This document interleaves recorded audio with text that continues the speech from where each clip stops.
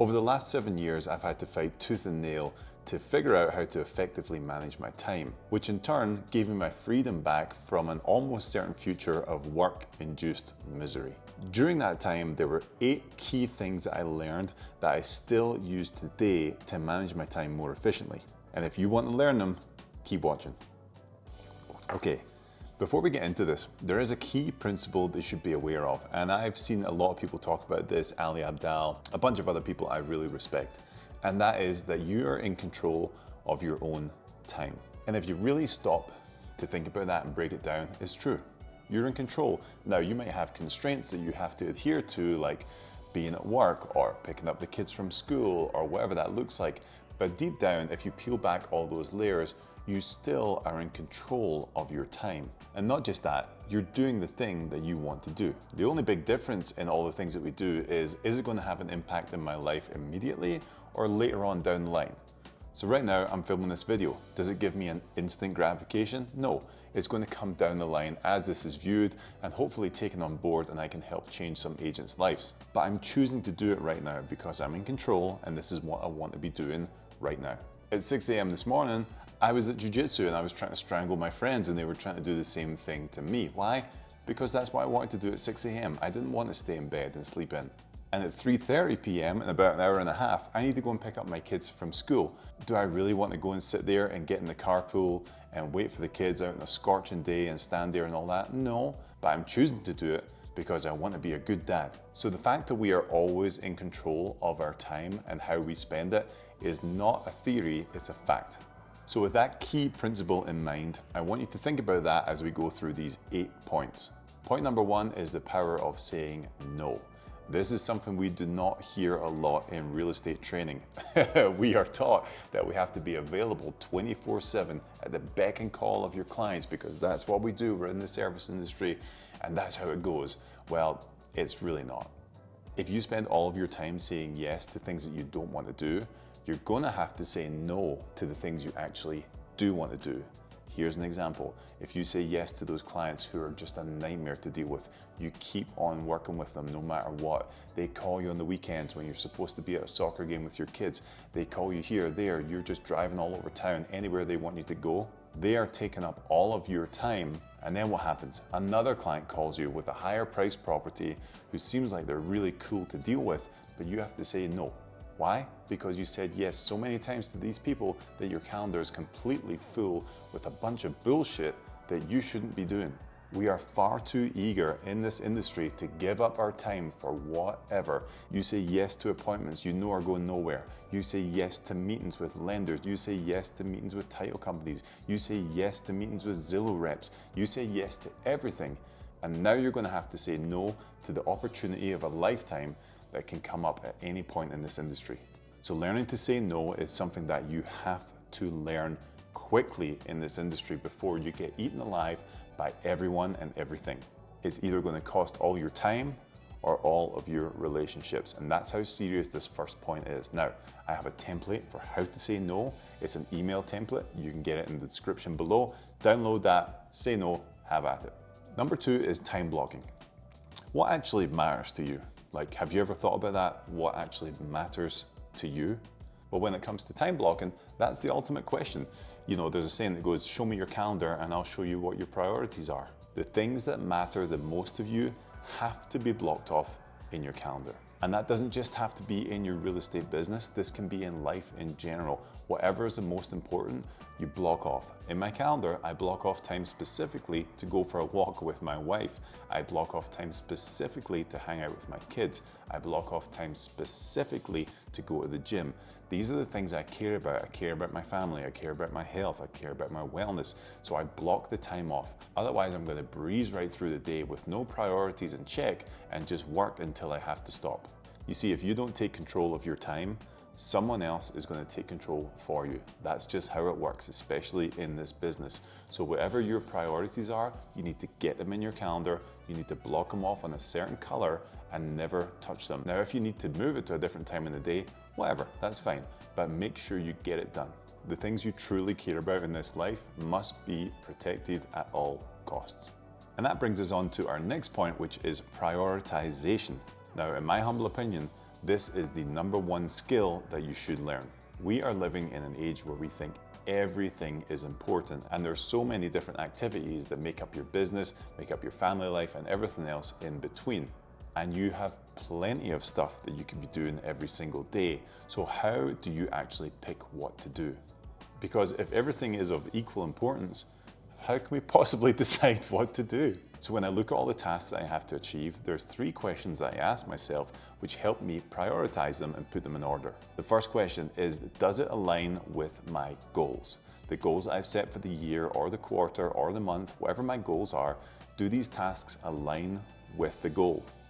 If it aligns, it's a higher priority.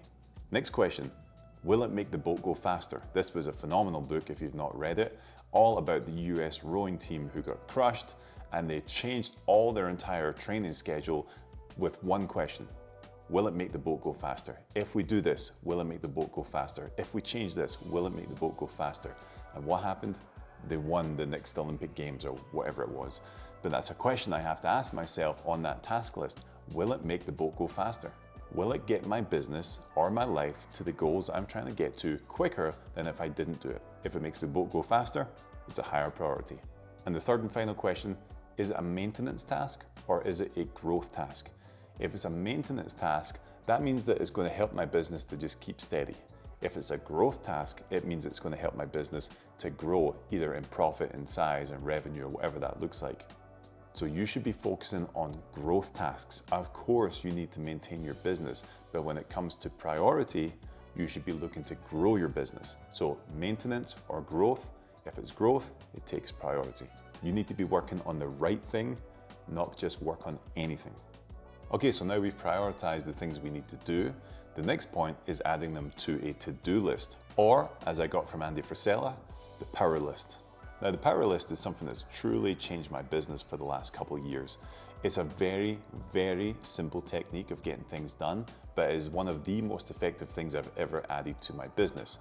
Andy Frisella created this and he uses it to this day, and he is worth billions of dollars. So if you think this seems a little bit simple for you, maybe just think again. So the main point of the power list is to have 5 things that you do every day that get you a little bit closer towards your goals. Again, they don't all have to be business related, they could be personal as well, but 5 things and 5 things only. Not 4, not 6, 5. So you can do this 2 ways. In the morning, sit down, write out your list of the 5 things that you need to get done today, or you can write it the night before, whichever way you do it. I really like to write these down on a physical piece of paper. There's something about a notepad tangibly that when you score things off, it just feels better. There's a better feeling of accomplishment. And the beautiful thing about this in terms of time management is that time is really not a factor here. Prioritization is. For instance, if I get those 5 tasks all done by 12 p.m., I'm calling it for the day. I'm done. I'm done with work. I'm going to go and live my life and do my thing. Sure, I might respond to an email here or there, wherever, but I'm basically done for the day. I've done the 5 things I had to do for my life to move me forward. And on the other hand, if that takes until 6 p.m. some days, well, that's fine too. But I got my 5 things done. And at the end of the day, at the bottom of the page, I either draw a smiley face or a frowny face, and I write 1 or 2 sentences about lessons I learned for the day. This practice can truly change your business. Do not sleep on the power list. Now, the next one is called the Domino Effect. For me, this is the one that's going to make your business grow more than anything else, because we're going to be working on things every single week that are going to move our business forward, ideas that you have, creative things that you need to do, things that you need to build for your business, and you're going to hit them every week. And this is going to be something bigger than just a singular task that you could put on the power list. It's going to be an idea that you have that you want to execute by the end of the week. So this could be a new open house strategy. It could be setting up a new ad campaign. It could be starting a YouTube channel. And again, these things should line up towards your goals, okay? So it should be a bigger task that is going to be a milestone getting towards your goal. Now, typically I pick this thing on a Sunday, and what I'll do is I'll break this one task down into multiple tasks and then add them into my power lists for the week. So at the very start of the week, when I look at my Monday, I might already have 1 or 2 tasks inside of Monday that relate to my domino. And I've done videos in depth on this topic that you can check out right here if you want to. But really what you want to do is take a bigger task, break it down into smaller tasks, probably like 4 or 5, and then add them into your power list throughout the week. A lot of times I'll try and get this done by like Wednesday or Thursday, so it's not the very end of the week, so I can just get them knocked out. And think about if you achieved one of those tasks every single week for the year, your business will be light years ahead of where it would have been if you hadn't been using the Domino. Our next topic is Parkinsons Law, and that is a concept of work expanding to the time that is allocated. Now, have you ever noticed that when you put something in your calendar, say for 2 hours, 3 hours, 1 hour, whatever it is, that it typically takes that long to actually achieve what you set out to do? Well, it's really because a lot of the time we give ourselves these deadlines that are just a little bit too long. And usually with a lot of people, the default is 1 hour. We put 1 hour for everything in our calendar, 1 hour for checking emails, 1 hour for this meeting, 1 hour for this, 1 hour for that. And for some reason that's the default, and our calendar then just completely fills up with 1 hour of tasks that really could be achieved in a lot shorter period. So the biggest thing I like to do here is set artificial deadlines and shorten them up from where I first thought they should be. For instance, if I had to do 3 CMAs today for potential seller clients that I was going to go and talk to, then I could give myself an hour for that easily. But really, I could get it done in half an hour. If I really just sat down with 0 distractions and just knocked it out, you could get 3 CMA done in half an hour, no problem. And an even greater problem that I see with a lot of agents is they don't even schedule any time on their calendar allocated to certain tasks. They just say, well, I've got this thing to do. Especially if you're working off something like a power list, you might just say, hey, okay, between 9 and 6, I'm working on my power list. Well, like I said before, because it's task-based, I can knock all 5 out by 11 a.m. and then I'm done. So setting deadlines on things is a huge piece of the puzzle for time management. So typically when I go to schedule something in my calendar, I'll put my initial time limit on it, and then I'll just shorten it by a little bit or maybe a lot bit. And what I'll find is I'll get it done in that time frame, saving me more time to spend on money-making activities. See, one of the reasons that you can actually make Parkinson's Law work is if you take out all other distractions. If you're only focused on the one task, you can get it done so much quicker and so much better than you previously would have done with all the distractions in the modern age. And this is the #1 reason why I used to suck at time management.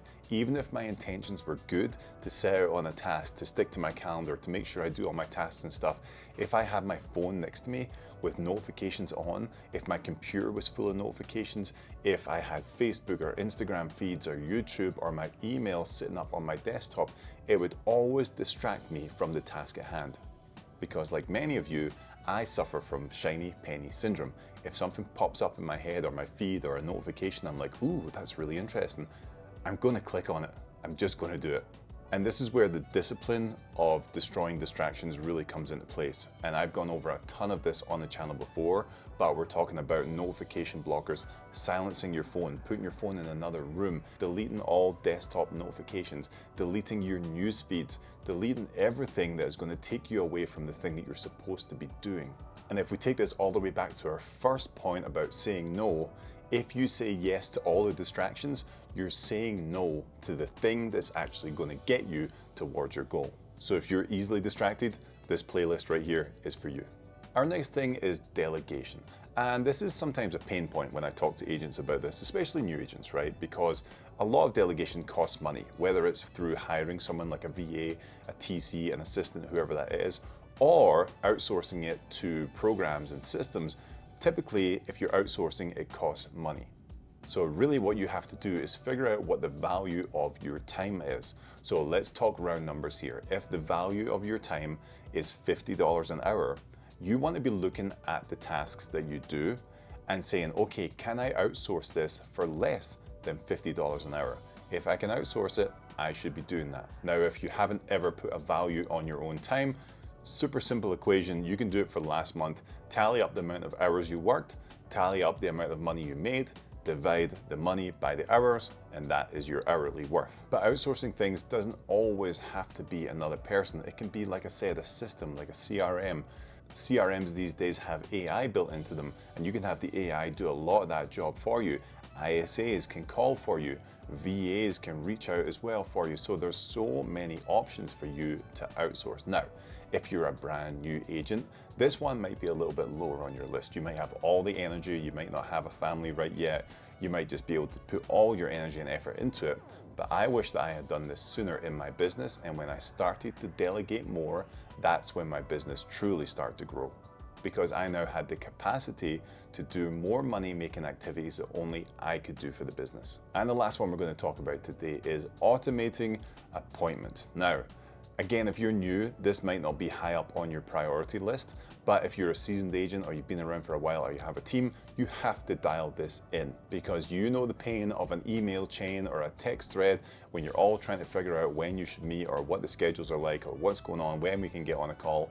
It can be infuriating and it can take a long time to get everyone scheduled together. So that's when an app like Calendly comes into its own. It is a phenomenal tool where you can just send out a link, they can see your availability, schedule a time, and Bob's your uncle, you've got a meeting booked. The other one I love is Cron Calendar. If someone's trying to get a meeting with you, you can select the times that you want to be available for that meeting, click a link, send it, and they can schedule right through there, right into your Google Calendar. Now, I've done a video on Cron, you can click it right here, but those two tools are essential for me because now people can book meetings with me when I want to take them, not just because I have to take them. Again, I'm saying no to some things so I can say yes to the things that matter.